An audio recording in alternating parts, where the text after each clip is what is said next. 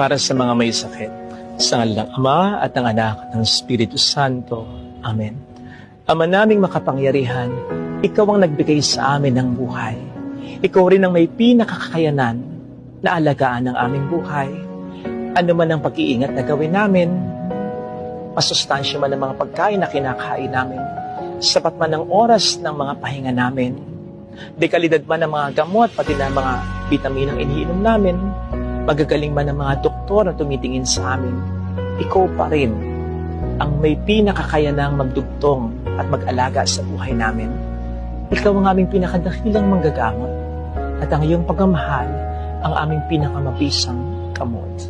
Iyakapin mo po sana kami ng mapagpala mong mga kamay. Pagpalain mo kami mula taluktok ng aming ulo hanggang sa aming talampakan.